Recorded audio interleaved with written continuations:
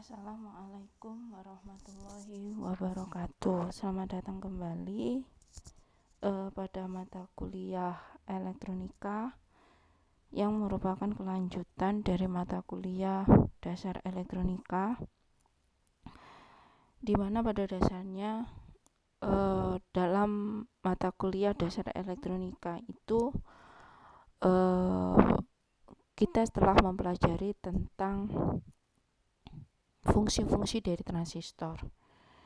Yang telah kita pelajari yang paling utama adalah transistor sebagai saklar.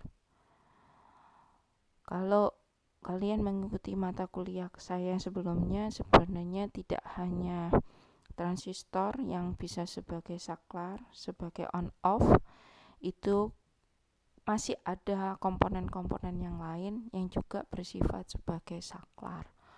Bisa JFET, bisa MOSFET, dan lain sebagainya.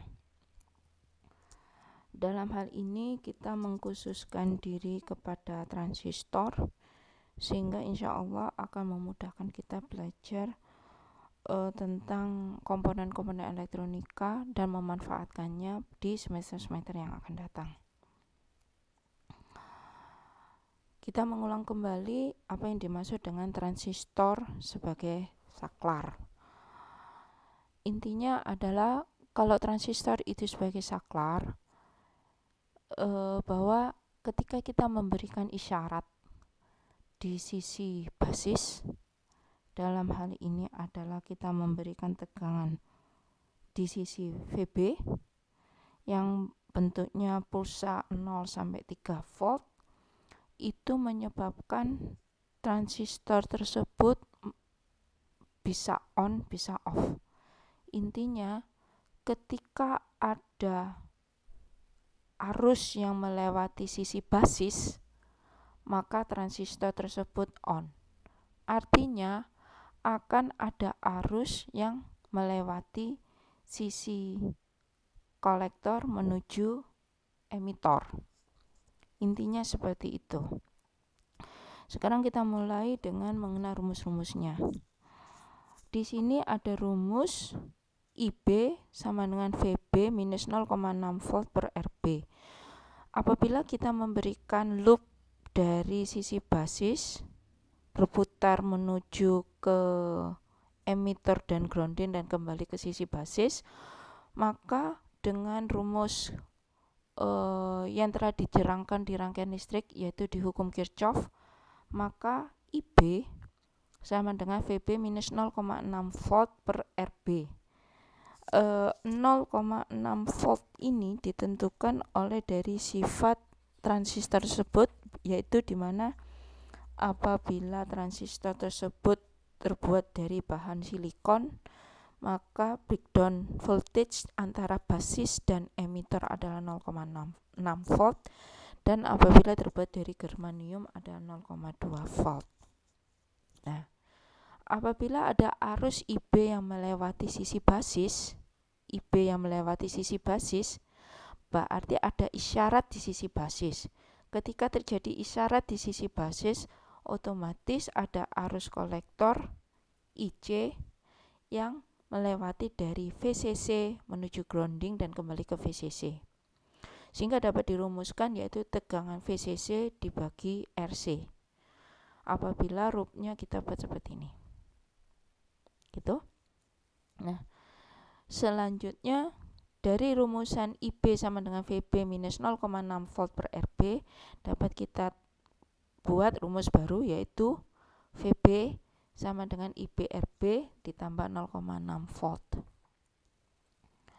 Sehingga suatu transistor bisa berfungsi sebagai saklar ketika nilai IC jenuh, artinya transistor dalam keadaan jenuh, artinya ketika VCE sama dengan 0 volt.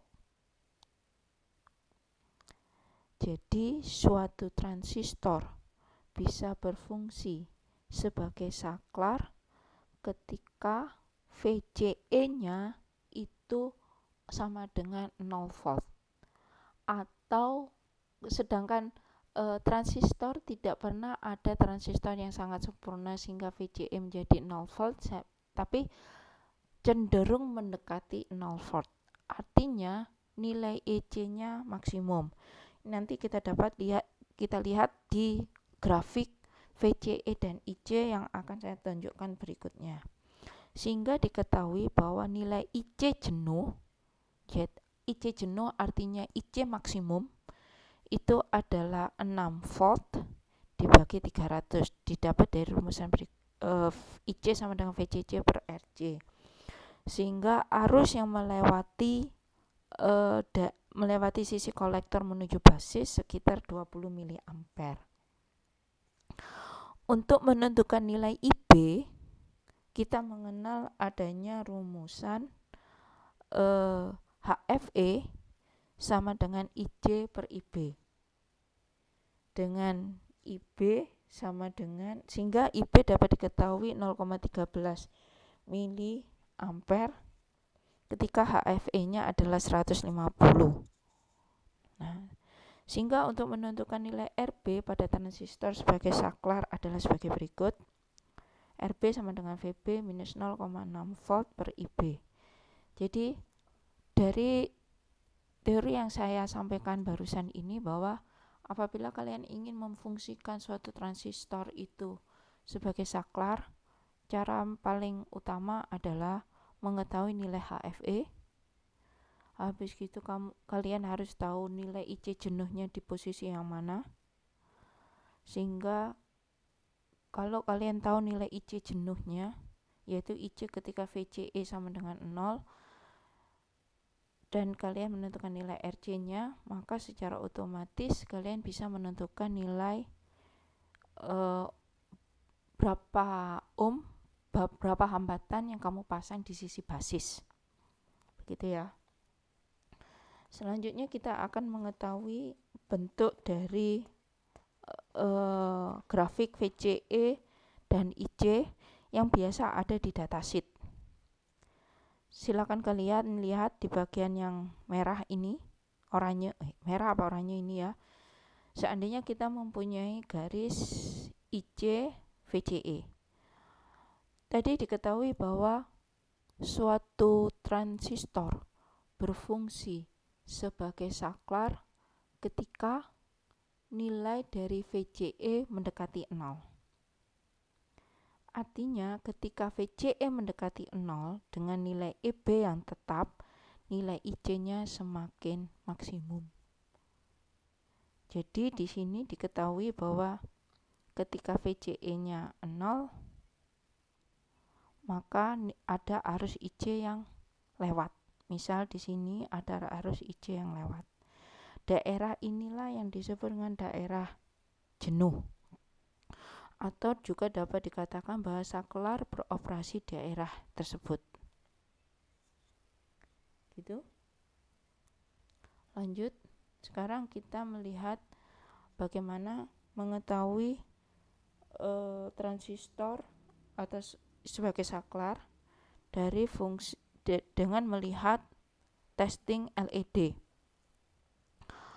Diketahui bahwa suatu transistor dikatakan jenuh ketika IC-nya jenuh, arus yang melewati kolektor menjadi jenuh. Artinya VCE sama dengan 0.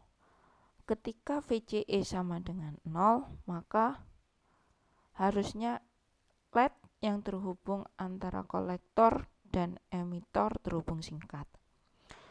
Artinya VCE sama dengan 0. Transistor menyumbat atau cut off. Ketika transistor itu menyumbat atau cut off, maka LED-nya adalah on, sehingga arus yang melewati LED adalah IL. Dapat digambarkan seperti itu. Ketika transistornya menyumbat, maka akan ada arus IL yang melewati LED. Sehingga dapat dirumuskan bahwa VCC dikurangi VLED per RC. Begitu, 6 volt minus VLED per RC.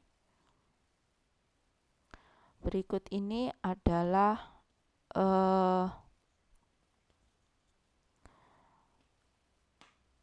tegangan muka R basis. Jadi tegangan mukanya adalah R basis, itu tidak terhubung dengan grounding. Maka sifat yang paling utama adalah peka terhadap perubahan 2 beta DC. Sehingga dapat dituliskan arus IB itu kita ambil dari VCC menuju RB, menuju transistor VBE dan grounding kembali ke VCC. Itu dirumuskan dengan IB sama dengan VCC minus VBE per RB. Sedangkan beta DC sama dengan IC per IB.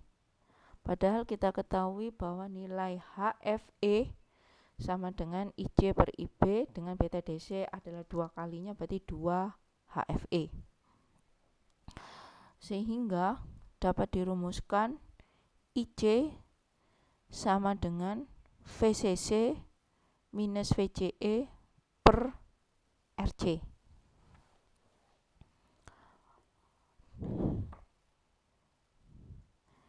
Ketika transistor menyumbat cut off, berarti ada di sebelah kiri, ada di sebelah kanan, maka nilai VCE-nya adalah maksimum. Artinya ketika nilai VCE-nya maksimum, dapat diketahui bahwa nilai IC-nya adalah 0. Maka VCE sama dengan VCC. Dan ketika transistor VCE mendekati 0, berarti dia menuju ke kiri, berarti nilai IC-nya menjadi maksimum, VCC per RC, dan beta DC sama dengan IC per IB. Gitu. Nah, dari gambar ini seperti yang saya tadi cerita bahwa apa sih IC jenuh? Apa sih transistor yang menyumbat atau cut off, dan apa sih transistor jenuh? Kalau transistor menyumbat yaitu nilai VCE-nya di titik maksimum, dan ketika transistor itu jenuh, itu artinya adalah nilai VCE sama dengan 0.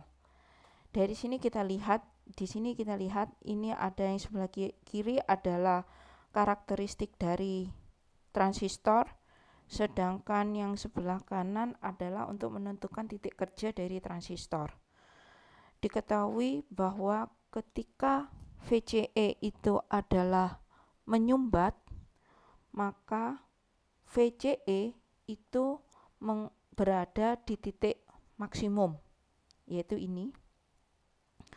Ketika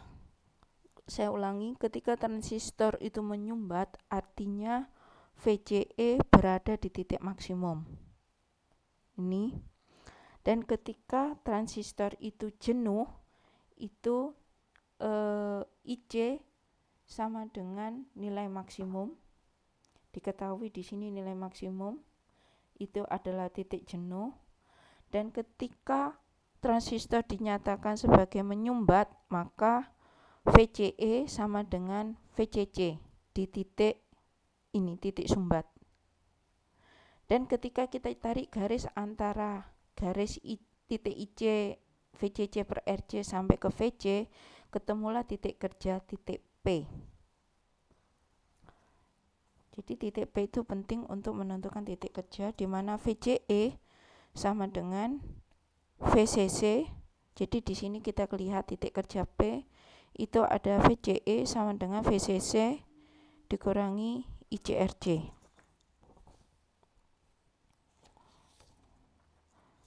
Lanjut ke tegangan muka R basis dari VCC. Ini adalah tentang contoh soal. Diketahui bila VCC-nya adalah 12 volt dan tegangan antara kolektor emitter ditentukan 6 volt, RC 6K, RB 1M, maka untuk menentukan arus basis sama dengan VCC minus VBE per RB. Diketemukan 11 mikroampere. Berapakah nilai IC-nya? Nilai IC yang melewati dari sisi kolektor menuju emitor adalah VCC minus VCE per RC sama dengan 12 minus 6 per 6000 sama dengan 1 miliampere. Ketika kondisi jenuh, yaitu IC maksimum, diketahui adalah IC jenuh sama dengan VC per RC 12 per 6000. Berarti nilai IC jenuhnya adalah 2 miliampere. Sehingga apabila ditanyakan tentang nilai dari titik kerja transistor dapat ditulis seperti berikut ini. Jadi sebelumnya diketahui bahwa IC-nya adalah 2 miliampere. Terus tegangan VCE-nya 6 volt, VCC sama dengan 2 volt, 12 volt, sehingga terbentuk seperti ini. Gitu ya. Nah, selanjutnya ada diketahui bahwa ada arus ICBO atau arus cut off. Di perancangan-perancangan berikutnya saya akan memberitahukan ada beberapa sifat-sifat dari transistor yang berhubungan tegangan muka, di mana dalam perancangannya dalam menentukan resistansi basis, resistansi kolektor itu harus memikirkan tentang ICBO. Kenapa ICBO itu harus dihindari? Dilihat dari sini, yaitu ICBO itu adalah arus bocor, di mana secara teori arus itu yang melewati dari sisi VCC itu harus turun menuju ke sisi emitor. Tapi pada dasarnya ternyata arus yang dari sisi kolektor itu masuk menuju basis. Ini yang harus dihindari karena akan menyebabkan terjadinya kenaikan suhu pada transistor. Bila terjadi kenaikan suhu, maka transistor tersebut akan ada suatu titik di mana dia akan menjadi rusak. Dari apa yang saya tulis yaitu dalam perancangan penguat sinyal harus dihindari arus cut off atau arus ICBO, di mana pada transistor germanium ICBO bisa naik 2 kali lipat dengan kenaikan suhu setiap 10 derajat Celcius. Jadi kalau ICBO-nya naik, secara otomatis suhu naik. Suhu naik, ICBO-nya naik, sehingga menyebabkan adanya perubahan suhu pada transistor. Demikian juga pada silikon, transistor yang terbuat dari silikon. Jadi dalam perancangan suatu saklar itu harus diperhatikan kapan transistor tersebut mengalami kenaikan suhu. Supaya tidak jadi kenaikan suhu, maka harus dihindari adanya ICBO. Supaya dihindari adanya ICBO, maka akan ada perancangan-perancangan khusus di slide-slide berikutnya bagaimana mengantisipasi ICBO. Nah, ini adalah apabila kita merancang suatu transistor itu, apabila tegangan muka di sisi VBB itu diberikan tegangan muka di VBB, maka ini mempunyai sifat untuk meniadakan arus cut off yang bocor menuju basis, di mana IB dirumuskan sebagai VBB. Kalau kita membuat loop seperti ini, VBB minus VBE dibagi RB. Ini berfungsi untuk menghindari adanya arus cut off. Selanjutnya yaitu tegangan muka dari umpan balik. Artinya apa? resistansi basis yang pada awalnya dihubungkan langsung menuju tegangan VBB, tegangan isyarat, dan menuju grounding pada tegangan muka dari umpan balik kolektor, itu tegangan basis dihubungkan kembali ke resistor ke kolektor, maka dari itu ini disebut dengan umpan balik. Sifat dari tegangan muka umpan balik ini adalah peka terhadap perubahan beta DC.